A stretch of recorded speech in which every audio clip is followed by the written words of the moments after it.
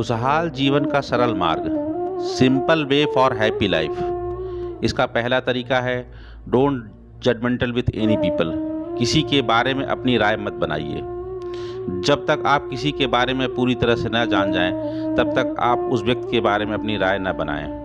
बाहरी लक्षण देखकर सुनी सुनाई बातों पर किसी के बारे में कोई राय मत या टिप्पणी मत बनाएं। ये बनाना गलत है, पूर्वाग्रह है, और आप पूर्वाग्रह से ग्रसित होकर के कभी भी सही निर्णय नहीं ले सकते हैं। अतः आप अपने अंदर केवल दृष्टा भाव जागृत करिए, पर किसी के बारे में जजमेंटल होने की ज़रूरत नहीं है। दूसरा तरीका है don't criticise of any people. किसी की आलोचना से पूरी तरह बचिए। आपके द्वारा जिस किसी की आलोचना की जाएगी वो आपसे दूर चला जाएगा, कम उत्पादक हो जाएगा, अकेला महसूस करेगा। जो करीब है उनसे आलोचना सुनने के बाद व्यक्ति ज़्यादा दुखी महसूस करता है, उसकी नैतिकता कमज़ोर हो जाती है और वह आलोचक की प्रतिष्ठा को भूल जाता है। किसी की आलोचना करने के बजाय आप उसे सीधे सलाह दें, उसकी पुरानी क्षमताओं को याद दिलाएं और सुधर जाने का मार्ग बताएं, ना कि उसकी आलोचना करें। तीसरा तरीका है don't argue with any people. किसी से भी बहस करने से बचें। कभी भी जीवन में बहस करने में समय और ऊर्जा नष्ट मत करिए, क्योंकि यदि सूकर प्रवृत्ति के लोग से बहस करेंगे तो आपको उसी गंदगी में जब तक गिरा कर लपेट नहीं देंगे तब तक उनको चैन नहीं आएगा। सूकर प्रकृति के लोग किसी भी प्रकार से बहस में हर हाल में जीतना चाहेंगे। उनको हारना पसंद नहीं है और फिर जीतने के बाद खुशी का ढिंढोरा पीटेंगे। अपने रिश्तों को संभाल कर रखना चाहते हैं तो कभी भी बहस न करें, क्योंकि हो सकता है आप बहस में जीत जाएं पर रिश्ते हार जाएंगे। तभी तो एक शायर कहता है, मैं समय की महत्ता को परख लेता हूँ, जहाँ भी बहस होती है सरक लेता हूँ। एक बात हमेशा याद रखना दोस्त, बहस कुछ पलों की होती है बस, मगर जुदाई उम्र भर की हो जाती है। दो लोगों की बहस में दोनों अपने नज़रिए में सही रहते हैं, वो अपने नज़रिए को सही मानते हैं, तो फिर गलत क्या है? गलत है बहस।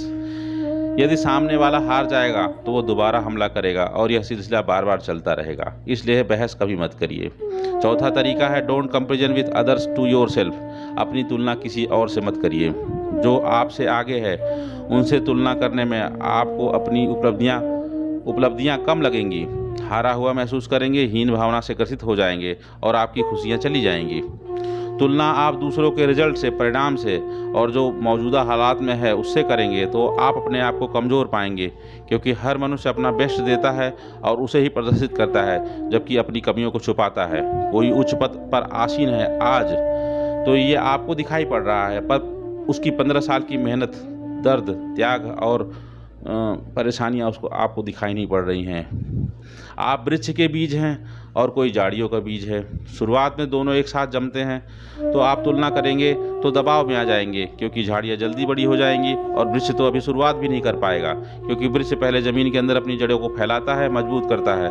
आप भी किसी से तुलना करने के बजाय अपने प्रदर्शन में सुधार करिए, अपनी कमियों को दूर करिए, अपनी जड़ों को मजबूत करिए और बड़े वृक्ष बन करके लोगों के हित में जुड़ जाइए, ना कि जो है तुलना करने में टाइम बर्बाद करिए। पांचवा तरीका है don't create competition with others. किसी से प्रतियोगिता मत करिए। आप अपने जीवन की यात्रा और प्राथमिकता पर ध्यान दीजिए, क्योंकि आपके जीवन का लक्ष्य अलग है। तो प्रतियोगिता किस बात से और किससे? प्रतियोगिता के बजाय आप कुछ नया करिए, अपना मौलिक करिए और उसे पाने में समय नष्ट करिए।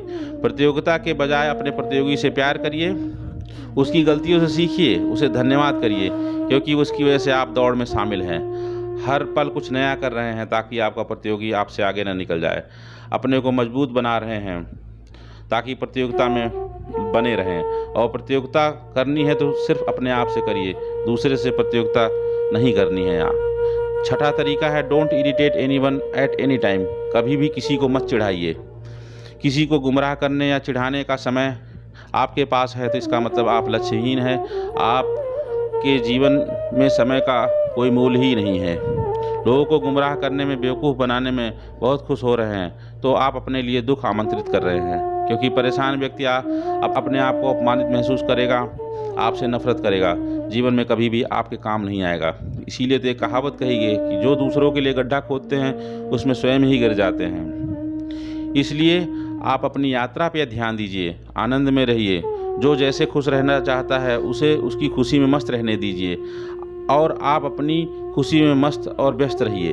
यही है खुशहाल जीवन का मार्ग, सरल मार्ग। धन्यवाद।